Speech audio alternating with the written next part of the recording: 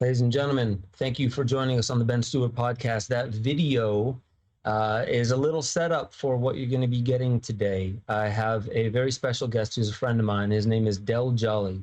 He's a plant medicine advocate.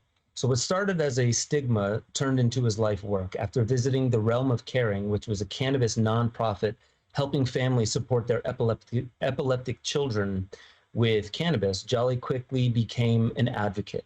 So he worked for Charlotte's Web CBD for 3.5 years and was the outreach director for Decriminalize Denver, the historic psilocybin initiative that passed in Colorado on May 7th, 2019. As psilocybin became more mainstream, Jolly knew that strong data would support those who were new to it and started Unlimited Sciences. So the United States has been working with Unlimited Sciences has been working for Johns Hopkins to create the largest real-world data set on how people are using psilocybin. Unlimited Sciences also has evolved to launch other community-led psychedelic research, and they're currently raising for mostly female refugees. It's an ayahuasca study, including Dr. Robin Carhart Harris, and Del Jolly recently launched Umbo, a functional mushroom company, and continues to advocate for plant medicine in Colorado. I'm super excited about this one. It's been a long time coming. Let's get Del Jolly in here on the Ben Stewart podcast.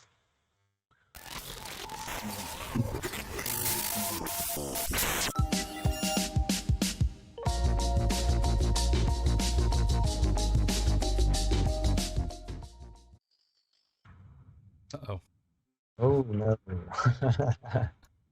A second here. We are back, even if you can only see Gordo over here. There's my arm. You want to just go to me real quick, or will that just start the problem back over again? One sec. You can. Well, let me just let me just say additionally to this that I want to say that Del and I have known each other for quite some time. I lived out in Boulder when I was working at Gaia.com. And that was roughly the time that I got to meeting Del. And we've stayed in contact ever since. Actually, it was after I left Colorado, I think. It was like right after I left Colorado that you and I first talked. But the bottom line is that I knew at that point, just hearing what he was into was more than just plant medicines. The interesting thing was a lot of it has to do with what I was getting into in my show Limitless, which is human potential. How do we use science? How do we gather data? How do we do it intelligently, ethically? But really, how do we use this science to better understand the tools that we have at our disposal to dramatically enhance the well-being of our lives? So, I mean, there's another quick intro of like how I met you, Del. First, I just want to say thank you so much for having, the time to come on here. And how you been, man? Been good. Thank you so much for having me on, Ben. Really appreciate it. Love the opportunity to chat about the thing at Unlimited Sciences and all the other things that we're up to. So thank you for having me on. Yeah, man. Sorry about this little technical glitch. We'll get that thing worked out. We're good at no problem. I wanna hop into the fundraiser that you're doing right now for mainly female refugees from Saudi Arabia. I want to understand like the details and the nuance of this. So they will, what exactly is the fundraiser providing for these refugees? How's it going to go down? Maybe any details that are relevant, like when's it going to go down and why, in your opinion, is this important as far as a demographic? We've all heard of veterans from like the Navy SEALs and Army Rangers doing medicine because they have a lot of things that they really need to be honest with themselves about and process.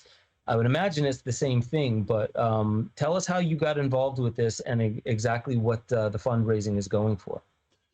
Yeah, absolutely. Thank you. So a friend of mine, a friend of ours, Unlimited Sciences, invited us to participate and help. We had launched a psilocybin registry with Johns Hopkins that we'll talk about here more in a moment. That is collecting real world data, how people are really using these substances and this gentleman who requested that we participate so we could kind of validate what he knows to be true with ayahuasca, invited us to collect data. We have an IRB that we're running this through. We just got IRB approval. Our director of research, Matthew Lowe, is putting this together alongside Dr. Robin Carhart Harris, who was from Imperial College now in San Francisco, obviously a premier research scientist in the psychedelic space.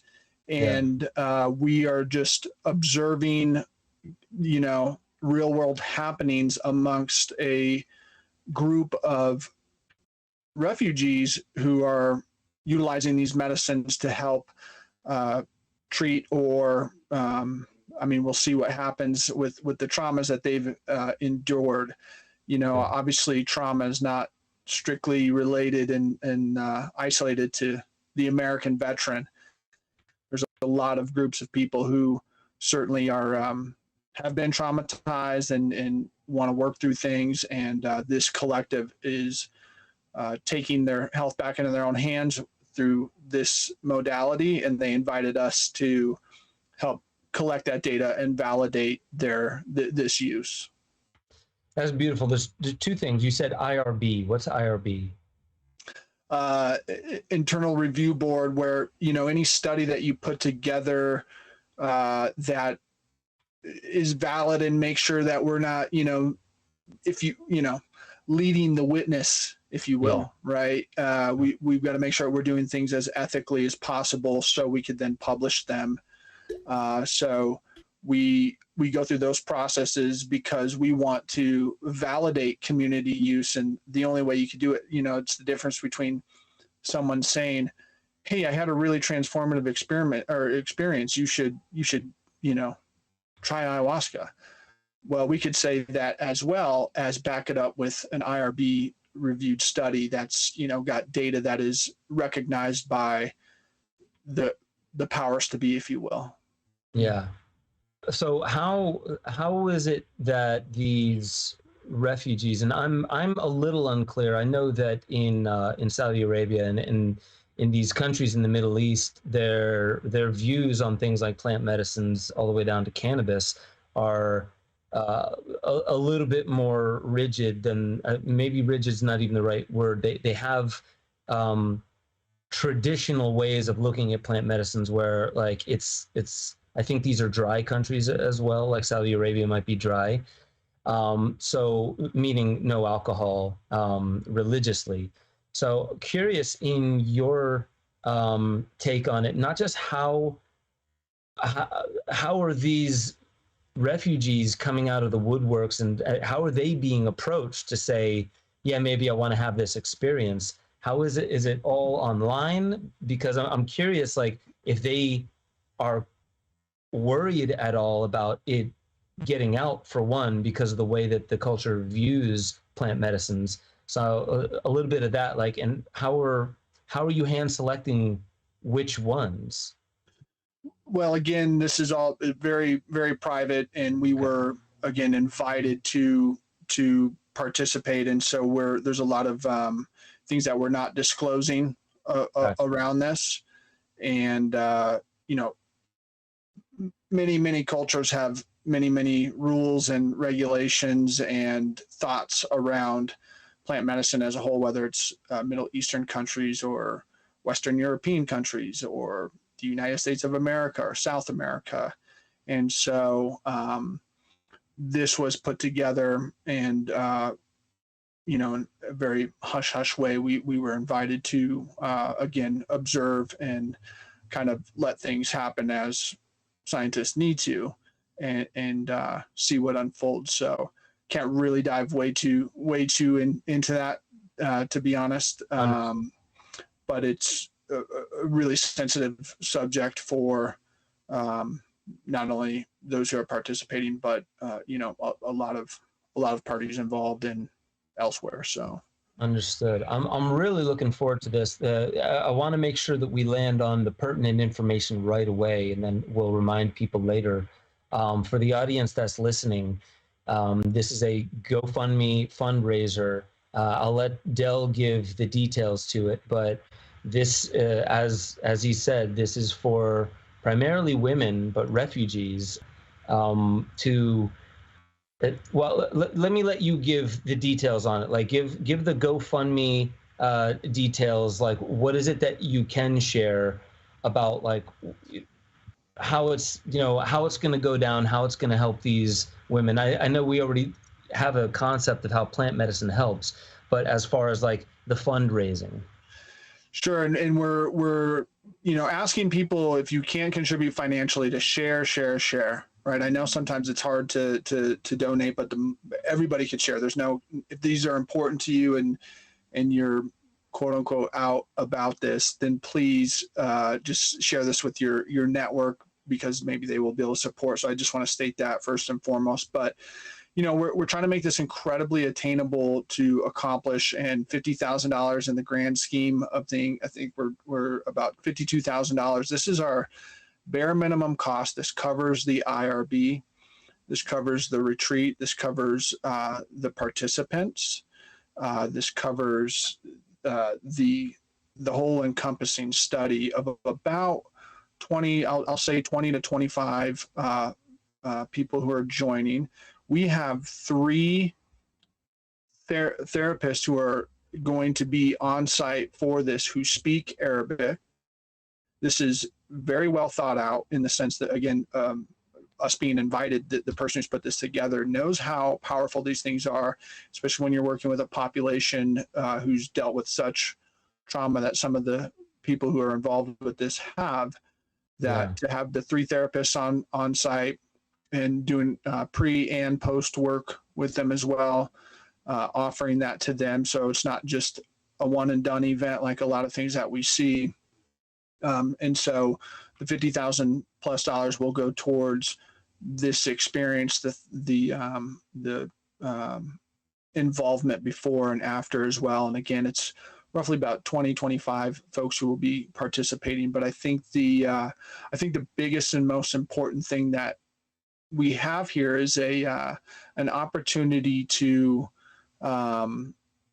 really highlight a different subset of people who we've seen in the past use these things, and so I'm really excited for the storytelling aspect that could come out of this in the future, to show that this is something that a lot of people can find great healing in, if that tends to be the case. Amazing. And curious, coming from the Middle East, is it, and I don't know if this is like, you're able to mention this, but like, is it going to be traditional, like Shipibo, or something where there's Icaros, like legitimate Icaros, so they'll be listening to the sounds that have come from the Amazon? Yes, absolutely. And obviously, as you know, that is such an important part of an ayahuasca ceremony.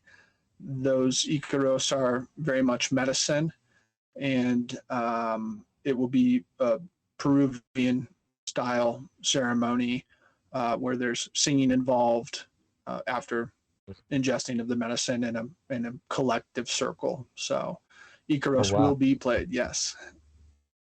Amazing. That's pretty interesting, because like I know how deeply, for one, the Icaros reach me in medicine, but also everyone that I've sat with, as far as like indigenous who are speaking about these matters, is that it's the Icaros that are actually the healing modality, and the medicine.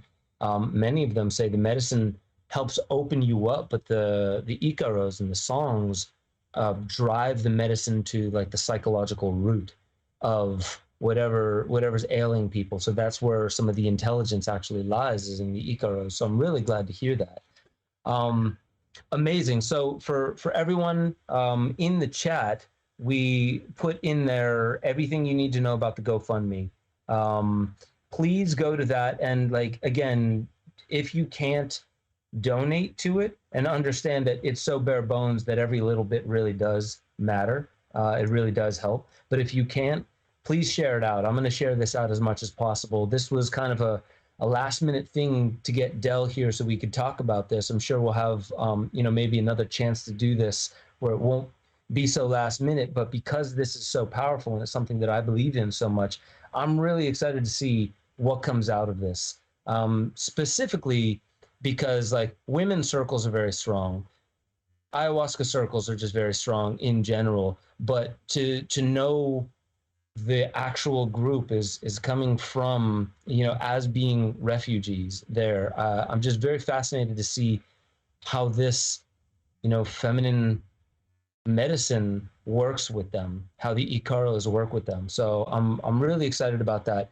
Before we move on to unlimited sciences, dude, I want to know, is there anything else that the audience needs to know a little bit more about for this this study coming up, like a timeline or anything along those lines? Yeah, just the opportunity to get it out there is so important. So I'm very thankful for that. So, but no, this is a for me personally, as someone who really believes in all of these medicines as community use, and I'm always inspired by people who are taking their health back into their own hands and have the courage to utilize some of these more thought-provoking and often stigmatized substances. It's really empowering, and I appreciate the opportunity to see this happen and see it through. And now we're gonna try to accomplish this here in July, and after that, depending on how the people who are putting it together want to come forth with it, that's on them. We're here to support that collective, and what's most important is the healing of the people who are going. It's not about propping them up as a storytelling opportunity, but if they are willing to tell their story, I think it's so very impactful because we see a lot of the same stories, which are super powerful and very, very important. And I never want to minimize anyone's trauma, but I would state that the more variances and diversity that we see of people utilizing these medicines, the more permission is granted to have these conversations and move forward. So we're certainly here to support that, and it's a community-led effort. So we need the people's help. I mean, I think to me, it's so unique and cool that you're getting to this part of the world, which the exposure to these kind of things is probably so minimal for so many reasons. But to get that within the zeitgeist and the paradigm, to kind of just have at least a little bit of the seed of people starting to be open to this and, taking their own journeys, I think it's got to start somewhere. So that to me is the biggest thing, is just seeing that part of the world get more exposure to this. I think could be really, could be bigger than we think as far as terms of benefit. Yep. I agree. Yeah. Thank you for that. Yeah.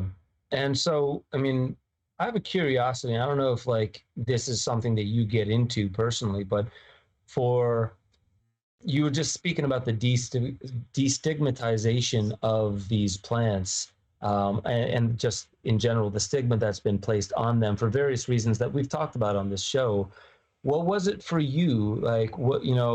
If you don't mind getting into it, as far as just the interest in what plant medicines can do, whether it's personal or for others. I know that as the one who started Unlimited Sciences, that's when you and I started talking, and there's this psilocybin study that we'll get into a little more.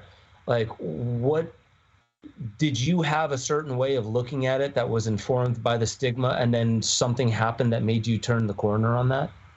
Yeah, absolutely. 100%.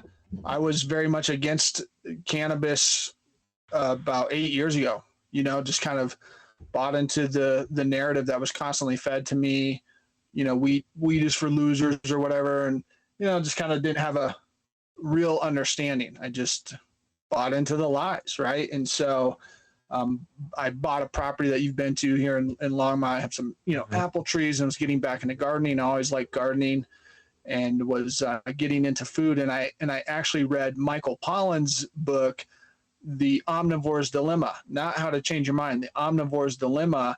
I was just thinking about, man, our food systems are so jacked up, and the idea of spending 25 cents for a peach or whatever. There's not a single peach on my one peach tree I would sell to anybody for less than, $50, because, there's only like 6 of them every year. So so anyway, someone said to me, man, you really kind of talk a lot of shit about weed, but you're so all about this food.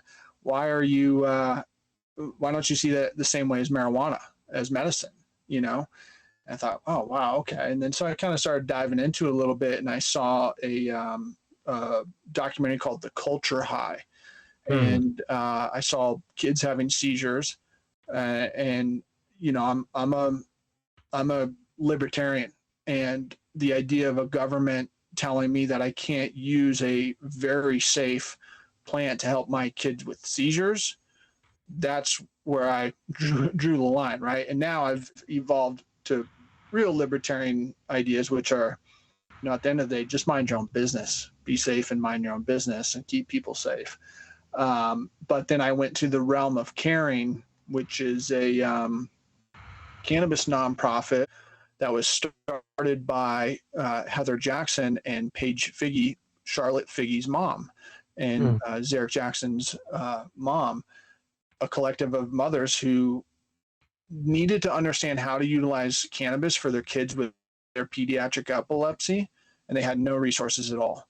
And this is what launched Charlotte's Web, the CBD company, the CNN special that aired in 2013 with Charlotte having seizures on hospice. And so they started the Realm of Caring. And I volunteered for them, and just saw these mothers and parents trying to help their kids. And I kind of realized that I am a huge part of the problem. I've got this opinion that I so freely share about weed that's so steeped in non-education or the narrative that I was told. And then so I said, I need to participate in this. And, it's kind of atonement for my sins of being a fool and spouting off falsehoods, right? So there in Colorado Springs, I'm in Longmont. So Heather Jackson said, well, you should work for Charlotte's Web. And she hooked me up with some people there, and I got a job working for Charlotte's Web CBD and the advocacy side of that. Started there in 2016. And that absolutely changed my perspective on cannabis. And then a few things that maybe we'll dive into kind of led to me just dedicating everything in my whole life to plant medicine. That's amazing. So then from there, like, that was a focus on that one specific plant. When did Unlimited Sciences come into the fold, and did Unlimited Sciences start as something that was, interested in, or did you know that plant medicines were going to come into the fold there? In about a year after I started working for Charlotte's Web, I had a psychedelic trip with 5-MeO DMT, and wow. I was invited to a circle. I just, something was not right, if you will, in my soul. I didn't know what it was, and I talked about, okay, maybe I'll do psilocybin again. Maybe I need to drop in and try that, because I'd done it when I was 18 years old and really didn't have, life transforming experiences like I'm hearing about now. Got invited to a toad ceremony. So I said, okay, I'll go to that. Didn't know what I was getting into. And the moment it happened on November 11th, 2017, that's the date. That was the rebirth for me personally. And I just knew the thing I'd been searching for 35 years was that. That's what it was. And all it was a deep knowing of myself and the truth behind what we truly are. And so that really gave me a lot of relief and a lot of responsibility. And that was end of 2017. And I just started diving in all things plant medicine, psilocybin, ayahuasca, ibogaine, 5-methoxydimethyltryptamine, everything. And I saw that Kevin Matthews, the campaign director for Decriminalize Denver, was starting his initiative. It had already been started but I joined that team in April of 2018, and I worked as the outreach director for them for a year before we passed that historic measure. So I volunteered there for a year. And in doing so, and the amount of information that was coming out, I knew, just like with cannabis, there's going to be a story that airs like Charlotte Figgy's, and there's going to be a ton of families that say, hey, how do I use this stuff? So for cannabis users is Charlotte Figgy. For psilocybin, it's going to be something like an American veteran, like maybe Marcus Capone's group with Veterans Exploring Treatment Solutions. Navy SEAL, uses Ibogaine to help with PTSD and the things he was suffering from. That story's going to air, and people aren't going to know the first damn thing to do about it. When maybe some, older person who's never really had a relationship with psilocybin, but is at their last end rope with their son who's having suicide ideations or whatnot. Whatever the scenario is, it can be a very diverse group of people who are going to come to this. Heather Jackson and I decided to start Unlimited Sciences to provide some sort of data point entry that's better than zero, right? We're not going to solve all the world's problems with our psilocybin registry, but damn it, if we're able to say, hey, here's some tips from the over 8,000 people who've enrolled in our study. Mm-hmm. This is kind of what they're saying. This is where they're having successes. This is where they're having failures. It's better than nothing, right? So here you go. Give this data a shot. And so that's where Unlimited Sciences was founded in December of 2018. So, and I'm curious, actually, Del, about first off, for the audience, could you just quickly break down that sort of historic legislation you did help pass in Denver, and then following up with that, because I think a lot of people in our audience would love to see this happen more federally and on the national scale, but what was sort of the approach you took or found within Denver and sort of regionally that maybe could be applied more scalably for other campaigns or people involved? Man, what we did in Denver is super, super unique. We did a ballot initiative, popular vote deal. And quite honestly, the tactics behind it were like, let's just fly under the radar and, do what we can to educate, collect our signatures. But, if anybody with a lot more money, because we had none, and a lot more experience because we didn't have much, we had some really wonderful people who were supporting Cindy Sovine, Noah Potter, Sean McAllister, lots of people who understood this stuff. But at the end of the day, we flew under the radar, and then the last month we kind of went as heavy as we could to spread as much awareness as we could. And for instance, I reached out to every influential person I knew and said, hey, repost our poster and, direct it towards people in Denver. Ben, you're one of them. I said, hey, man, send this out. And I know you did it. I had actually reached out to Duncan Trussell, who we'd done some stuff with. And I said, hey, man, here's our poster. Would you mind sharing this? So yeah, absolutely. No problem. So Duncan Trussell posted it. And then Kevin Matthews called me like a few hours later or whatnot and said, hey, dude, check out Instagram, check this out. And Joe Rogan reposted Duncan Trussell's they're like best friends. So image of the poster. Nice. And we won that election by 1,970 votes, I think is what it was. Okay. I was at the watch party that evening with my family, and the polling data was coming in. I'm like, man, you know what? We did a good job. We worked our ass off, and we're going to lose this one, but damn it, we took it pretty far. My goal was, hey, if we just get on the ballot, that's huge, right? That's all I want. And, maybe Oakland will do it next month, right? Because then Oakland decriminalized all entheogens about a month or two later. But then they didn't call it. They didn't know it was up. And the next day, I was on the phone with Kevin. I don't know if I was there. And he's like, hey, let me call you back. And he called me a while later and was like, dude, we won. We won this thing.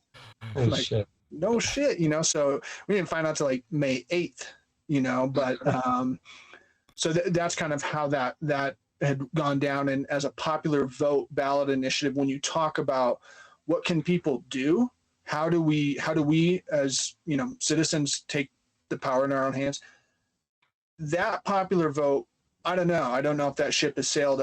I don't think it has, because we've seen Oregon now do it statewide. DC, Washington DC did it as a ballot initiative, and they won by like 71% of the people voted for it. So a huge majority went for it.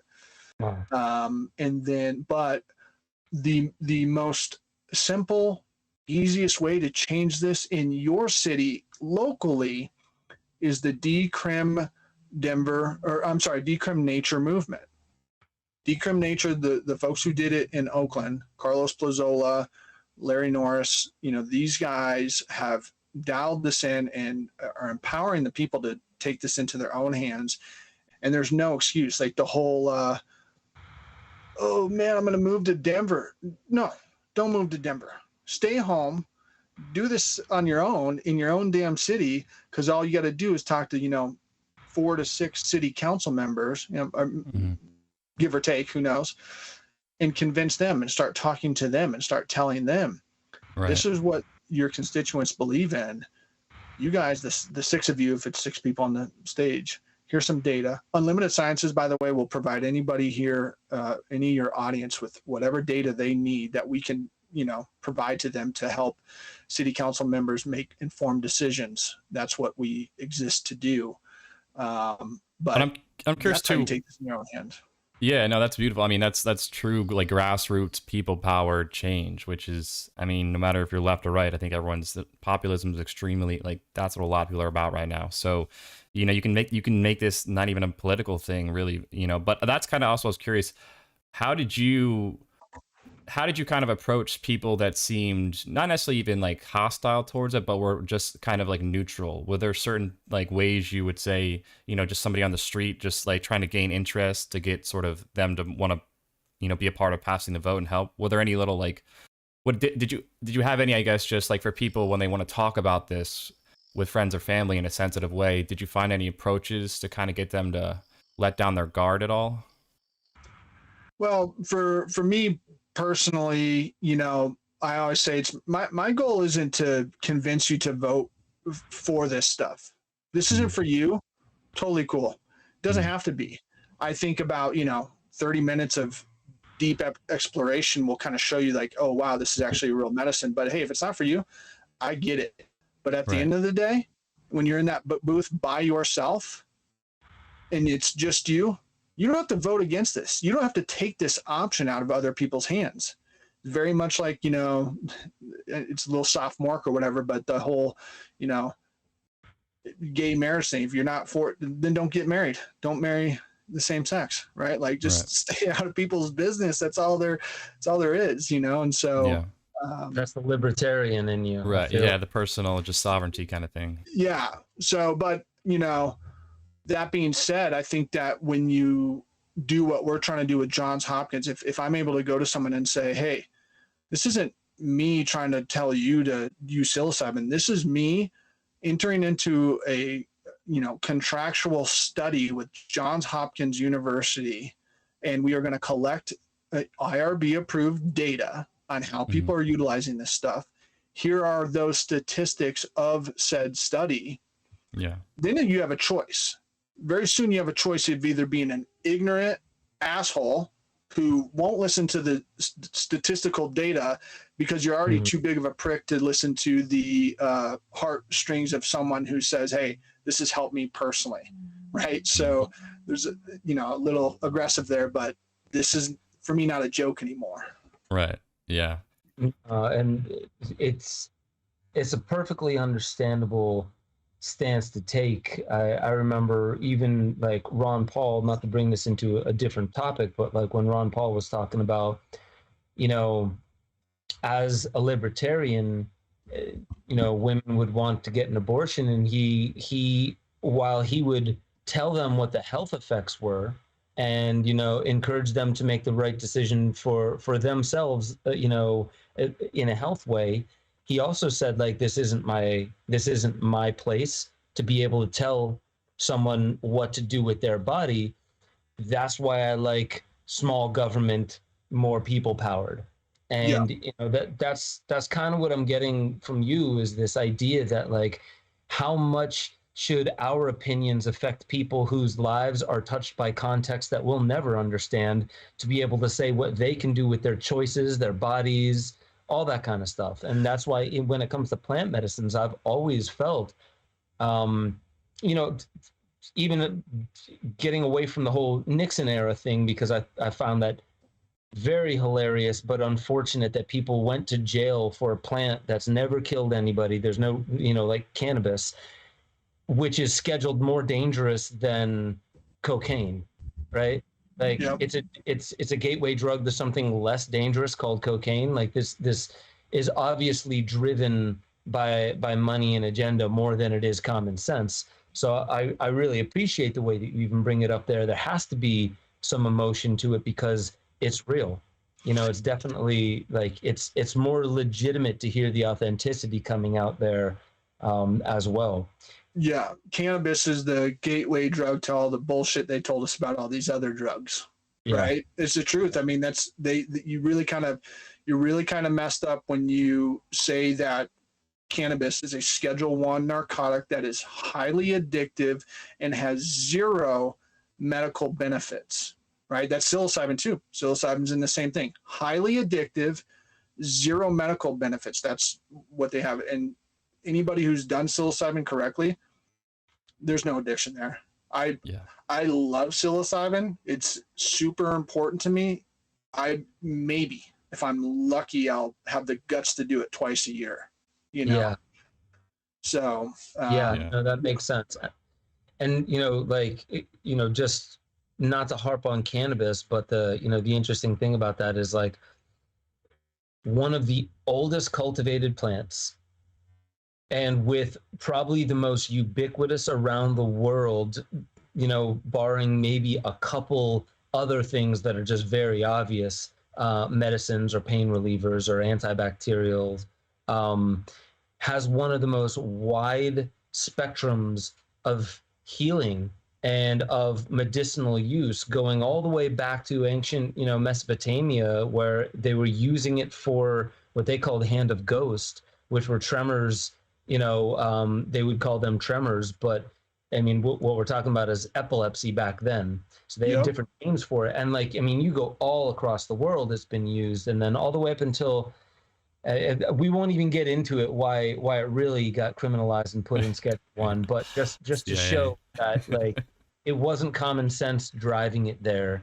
And it's very important to have people such as yourself now making a case, and Unlimited Science is making a case for these things as well.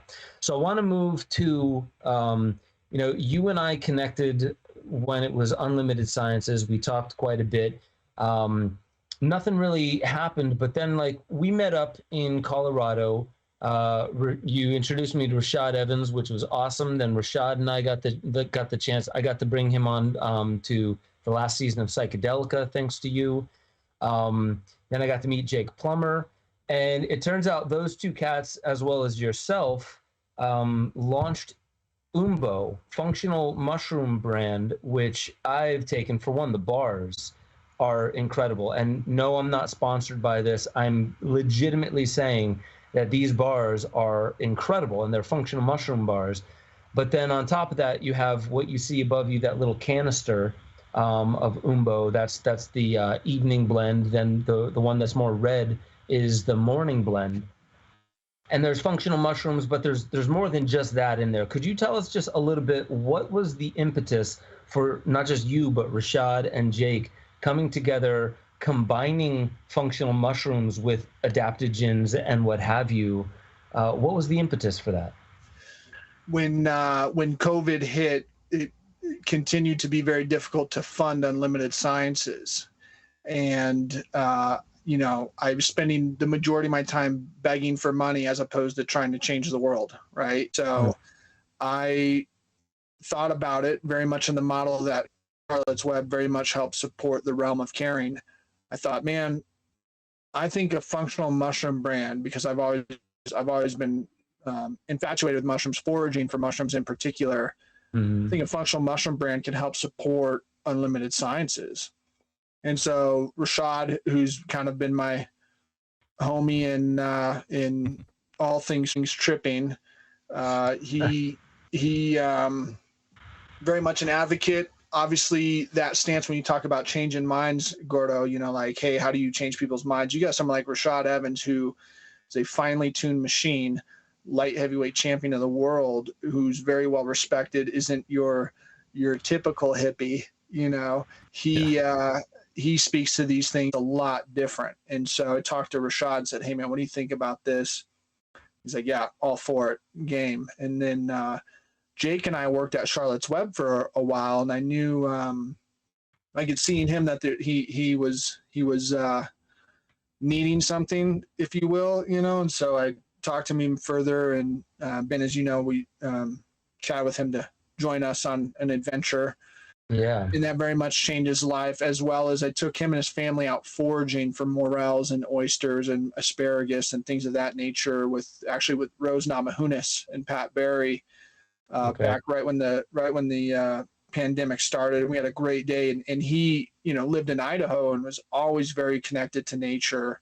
And he lost his mind, man. He went foraging like every day. Obviously, he just had so much fun being in the woods, being focused on connecting back to nature. And when I kind of talked to him about this too, he's like, he wants to do everything he can around mushrooms. He knows his purpose is now.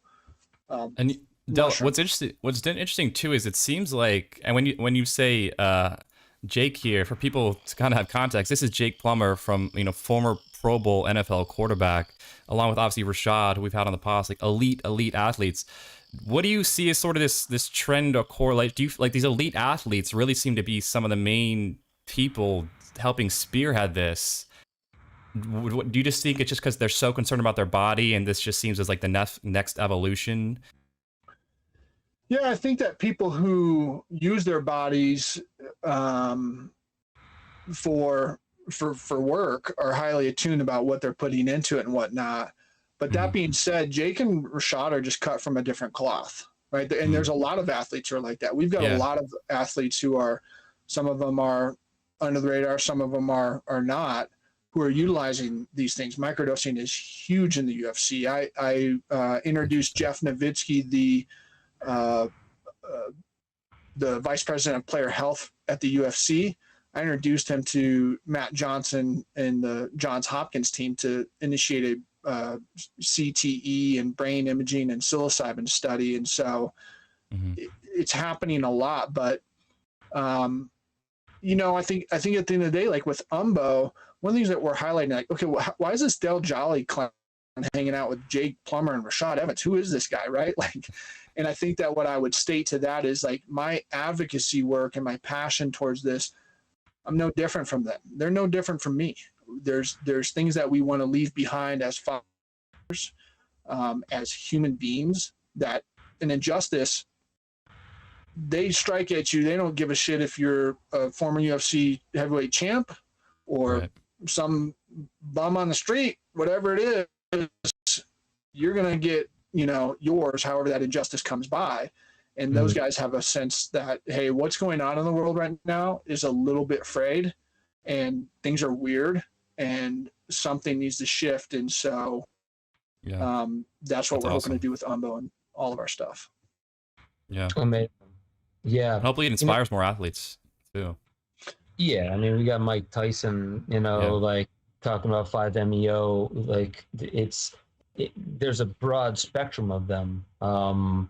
And what's interesting about that is like when we're talking about like athletes, we really are talking about people that are connected to a form of nature. You know, you have to be if you're an athlete. You're connected to the nature of your body, and they're more attuned to, like, as you know, you've just said, Del, what they're putting in their body and what that means when you put food in your body, but not just food. Sometimes these functional mushrooms, adaptogens, how they give you a little bit of an edge, how they can help you modulate where you're at so you can recover better sometimes. And then as well, life is not lived in a vacuum. An athlete isn't just an athlete. An athlete is a emotional being as well. And a lot of what they experience, the way you get to being, I remember getting Rashad's backstory, and like the way you get to where you are, you have to go through such a hard road. It's such an initiation to get there. And then to help integrate that hard road, and instead of just forgetting about it and living this new life, a lot of the times there's, well, how do I get away from this rigid baseline state of consciousness, which a lot of people's baseline state of consciousness, you can call it sobriety, but it's not healthy, right? Right. And being able to stray from that is actually something that nature intended, evident by the fact that, one, there are plants that naturally, like, let's say mushrooms, you can just pick them out of the ground. And if you get the right one, hopefully you can go on that kind of a psychedelic journey. It's not just happenstance. It's not by mistake that it's such a powerful, impactful experience that could happen. And then when you go back to the origin of all religions and anything spiritual and shamanic within a tribe, all sacraments were like mind-opening, possibly psychedelic, if not psychedelic, then psychotropic experiences, ways of like breaking from the rigidity of baseline state. And so that's why I love what you're talking about here. But to drive it back to Umbo, first I want to know, what does that mean? Like, why Umbo? And then secondly, I want to know what you're noticing from feedback, what you're getting from people, because there's one thing that I loved most of all. And I had this thought last night. I'm not going to tangent on this, but it was just this weird moment that I had in my head. Not that I fully believe this, but I was like, what if all medications were just placebos, and what the doctor tells you you're suffering from is the spell? And then obviously I don't fully believe that, but what I was driving at was on the bottle of Umbo that I got, that you sent me. It said something, man, take 2 of these and visualize your goals, or 3 deep breaths. That's what it is. Like, Yeah. So instead of just being clinical and clerical and saying like, take 2 of these 30 minutes after you wake up, 45 minutes before a bowel movement, 50 minutes before dinner, Mm-hmm. and like all that kind of stuff. You said something that spoke more to the human. I really appreciated that. So for one, what is Umbo? And for 2, what are you noticing that this product, with all those little nuances, are actually doing for people? Sure. Thank you. And I love your thought pattern. It's absolutely beautiful. Umbo is actually a word that describes the very top of a mushroom cap. The very top of a mushroom cap is called an umbo. It's also the boss of a shield. If you have a shield, a little emblem on the center of that. So really intentional with that word, the very top of a mushroom cap. I thought it was kind of cool. And then, for the instruction, you talk about placebo, you talk about, in psychedelics, we talk about set and setting, or even like reflecting back on when you're younger and say, well, I did psilocybin in college. It didn't do shit. I don't know why everybody's talking about these transformative experiences. Right. You had no intention set. You were going to a concert. You were going to a party. You were looking to trip. That's probably what you got. Maybe you got weird.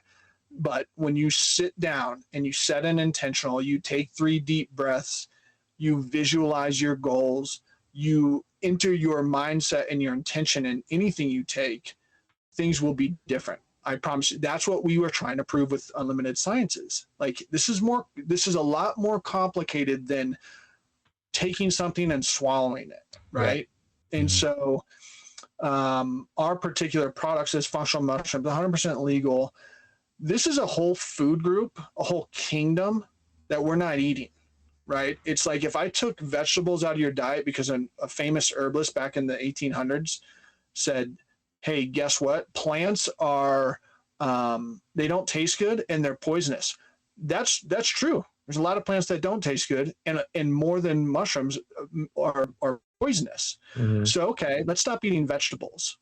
Now, when I come back to you and say, hey, Ben, check out this broccoli, have some spinach.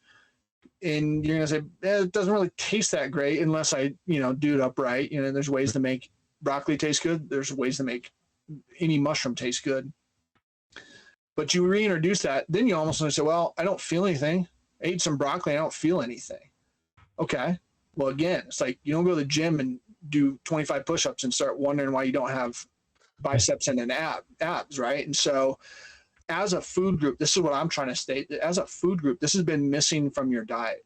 The more you could include it, whether it's our supplements or dinner or whatever you're doing to get more mushrooms into your diet, they have minerals and constituents inside of them that are not held by other things. They're the best source of vitamin D, which everybody is deficient in. It's the best non-animal source of vitamin D. Mm-hmm. And so they just hold so many good things in them. Our products, we've included some other adaptogens and some ingredients like bio-NNM and our mycorrhiza, where you will feel it. You should take 2 of these and you should say, wow, I'm feeling brighter, if you will.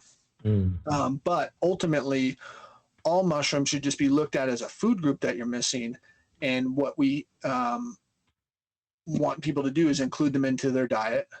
And yes, if you're setting intentions before you take these things, if you're setting intentions before you do anything, chances are it's going to probably be a little bit more effective, And so people are liking our products. The bars that you state are our number one seller.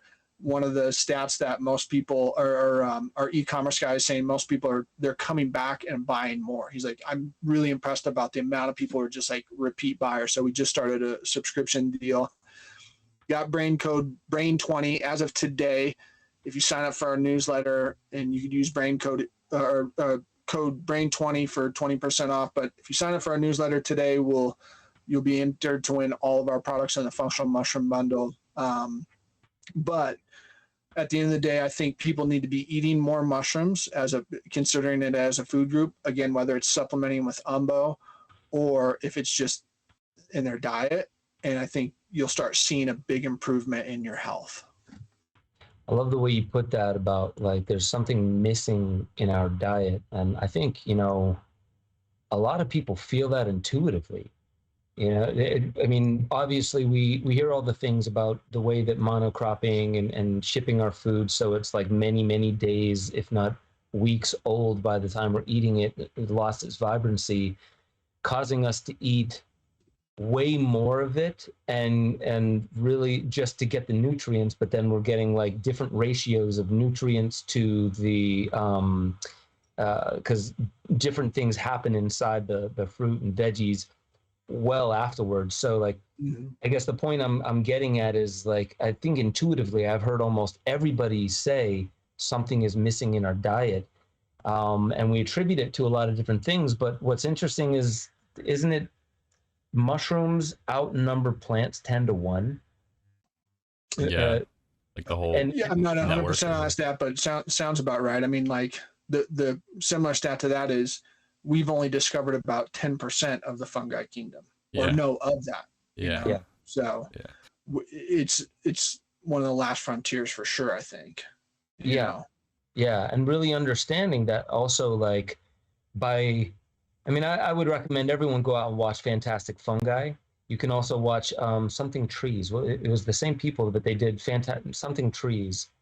I'll try and figure out what that is, but that one's really good because they kind of tie in how the mycelia which is basically that's the root system, that's basically everything but the fruiting body of what a mushroom exists just under the ground. Used to be the number one largest organism in the world, probably still is, even though all the tilling has basically just severed it. Think about cutting neurons inside the brain.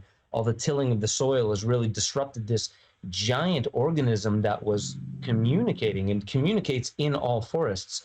So when I was out in the redwoods of Northern California, there was this one spot where this was in the Sequoias, where they cut out a bunch of trees from around a lake so they could put up a resort. So they put up a bunch of houses right around the lake. And then they started noticing that a bunch of trees were dying miles away from the lake, and they had no idea what it was. Eventually, enough studies, they found that it was a perimeter around this lake. And they were like, why is this perimeter way out here of these trees and other trees dying away?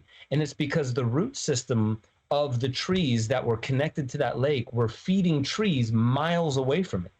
Yep. So they were sharing. Like, think about that. And it's the same thing with what's happening under the ground with the mycelial blanket. And so the reason why I'm bringing this up is, if anyone has ever nerded out on this idea that when you take ayahuasca, you're drinking the intelligence of the jungle. When you take peyote, you're drinking the intelligence of the desert, and various other plants as well. Plants and mushrooms aren't the same thing. They're actually different. And in fact, if you take a look at our understanding of where all life came from, mushrooms were here first and before plant life.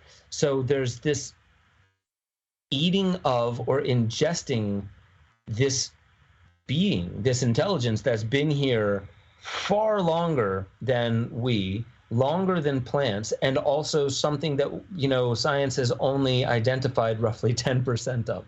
So you're literally engaging with the mysteries of life, and you don't have to be a mystic to even understand how profound that is.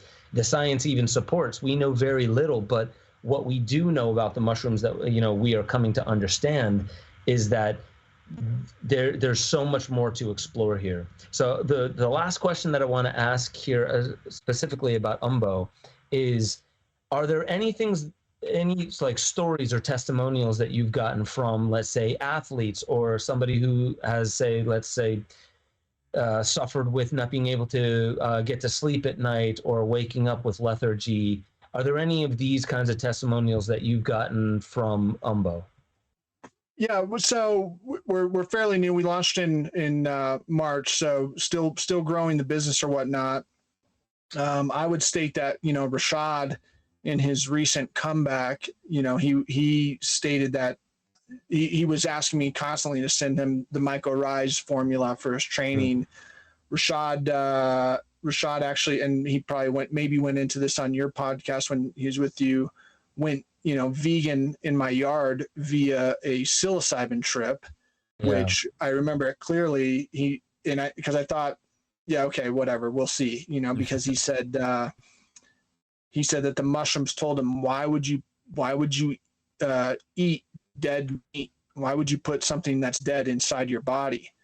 And so he went vegan right then and there, and like never ate meat again, and or hasn't since. And what I'm getting at is that he had to replace things in his diet big time, right? And so introducing mushrooms into his diet has been something, a bit of a challenge, in the sense that, you've got to be a pretty good chef to make mushrooms good. Lion's mane is pretty easy to work with, but ultimately not everybody's cooking up mushrooms every day. And so he's a huge fan of cordyceps in particular. So Rashad, being 43, coming back to the octagon and winning another fight is a testimony in itself. But I think that's just kind of Jake, for instance. Jake played 10 years in the NFL, okay, and then 4 years of college before that, and all the pee-wees. That dude the other day, he has a mushroom farm now that he's growing mushrooms and whatnot. I remember I can't remember if we were getting into his car or leaving his car, but like he just sprung out of that thing like so quick. And like even me, I'm not as spry as Jake, and I didn't play in the NFL or whatnot, but that dude eats mushrooms every single day. And he's 47 years old.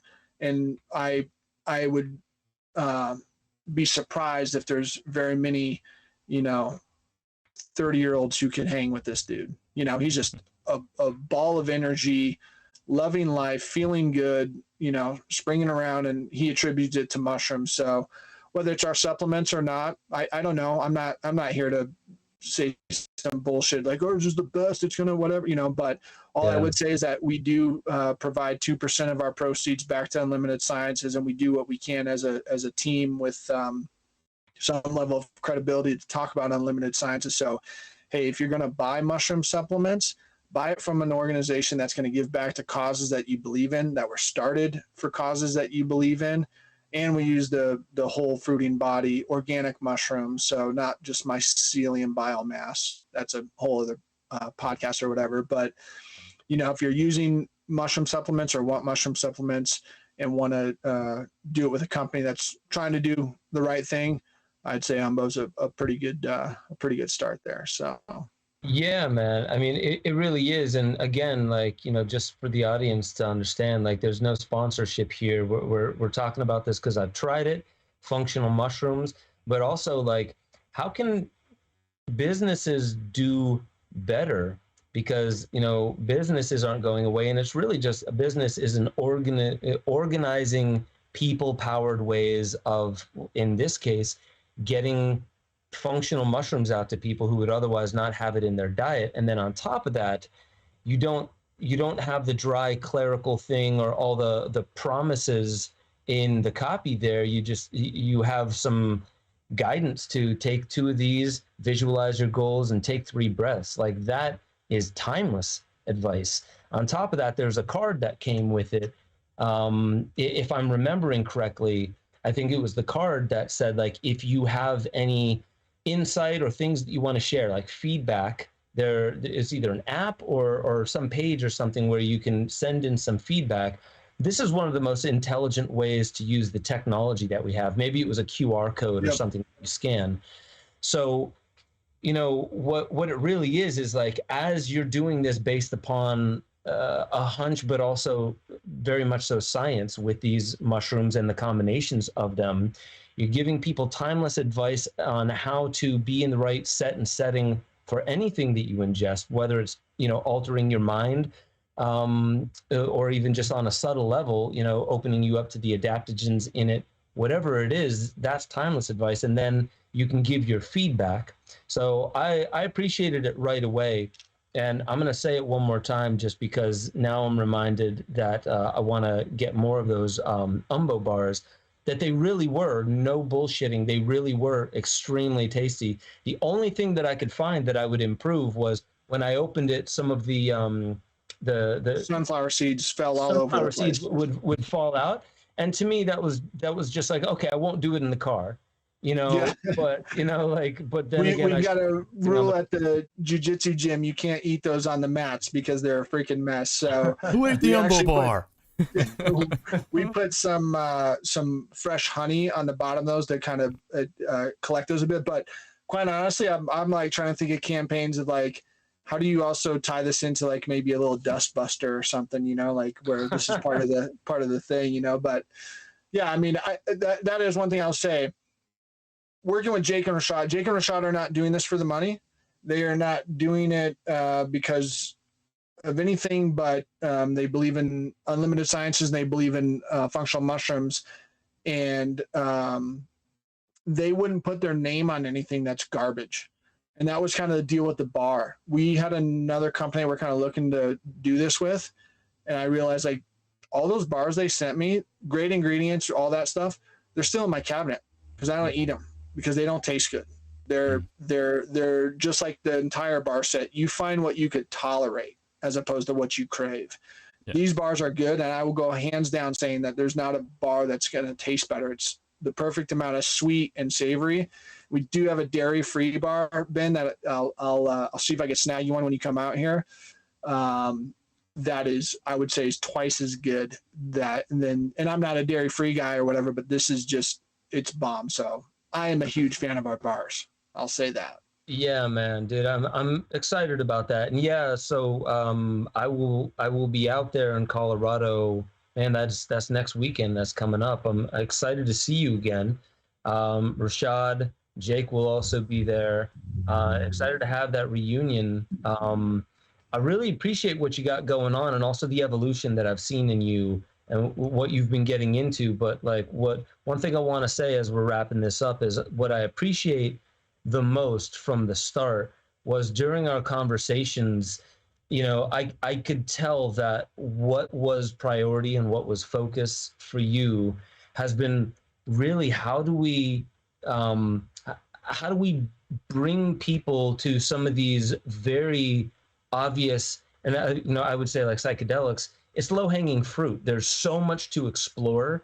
It's already being looked at, but what you're doing is I would say the smartest thing on top of that, and that is with this nonprofit Unlimited Science is really intelligently gathering the data in a way that will be credible to all the hoops, or the whatever you said, the hoops that you have to jump through in order to get something like psychedelics out on the market in safe, effective ways. And that's really, I would say, the one thing that's still kind of lacking. And with with a lot of the IPOs that I'm noticing around psychedelics, I don't really have to knock any of them, because I'm sure some of them are really intentionally doing this for for the beauty of what these medicines can do.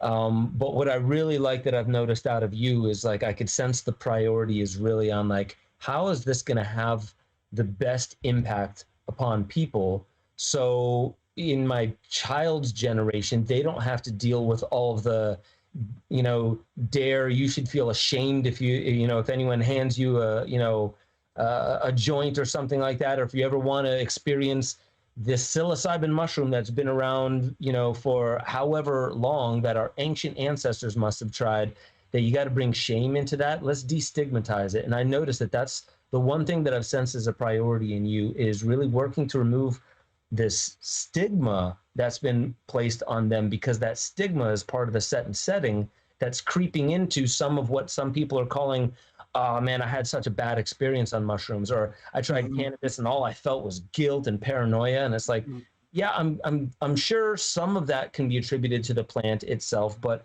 I wonder how much of that is attributed to the stigma that we culturally have placed on these plants, which are parts of nature. So I just want to say your track record speaks a lot to your priority.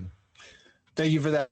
It's important to me. I always say decrim first, and I'll just end by stating with kids and thinking about kids. I think our generation and before, in the Western world at least, we're learning right now, and this is what we say at Unlimited Science is healing, learning, healing, expanding. We're learning about these things so we could heal from them.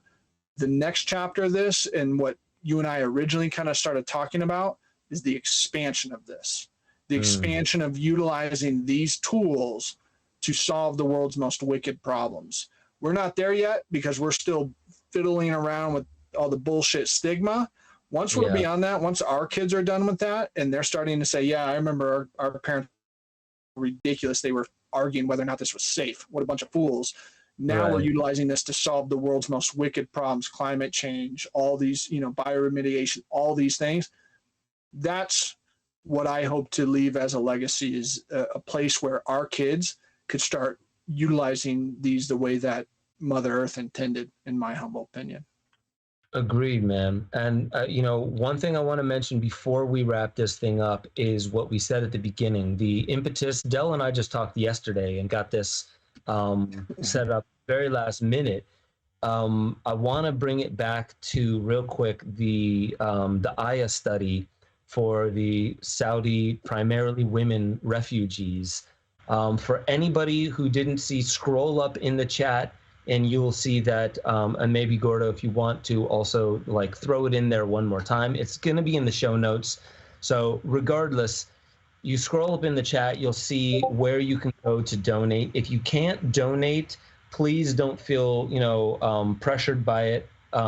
Share it out to as many people as you can, and understand that roughly every $2,000 means a human with trauma will get to experience this medicine in a very, traditional and sacred manner. So please understand that, that's not that much. This isn't a profiteering thing.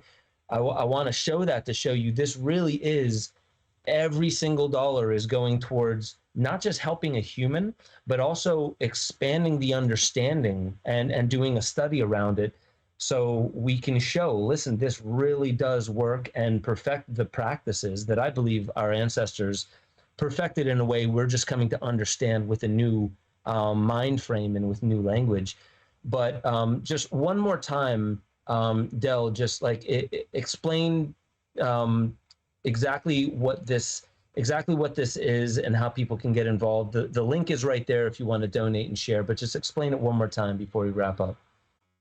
Yeah, thank you. This is an ayahuasca study with mostly female immigrants and refugees, and being co-PI'd by Dr. Carhart Harris, who is a pretty substantial name in the game, if you will. And this is community-led research, and these types of studies validate the type of use that I'd say 99% of your audience and most people, how they use psychedelics. If we intend to have data proving out the way we're using these things, these types of things are it. So if this is important to you and you like community use and you want to validate that, here's a great opportunity. And if you can't share financially, share socially. Super important. So thank you so much for the opportunity, Ben. I'm humbled you had me on so quickly, and I appreciate it. Yeah, man, it's an honor. I hear your dog giving you the 5-minute bell out there. Yeah, I gotta take my son to jiu-jitsu, and they shut the door on the dog when they came and gave me the look. So okay, yeah, well, beautiful, man, dude. I appreciate your time. Send love to the family. I'll be seeing you again soon. And for the audience, please go into the show notes. If nothing else, at least please share out that GoFundMe page. We're here every single Thursday at 5 p.m. Eastern with this kind of content for you. As you see, there's no ads, there's no sponsors. We just give you the information for you to make up your mind. We love you all, and we'll catch you all next time on the Ben Stewart Podcast.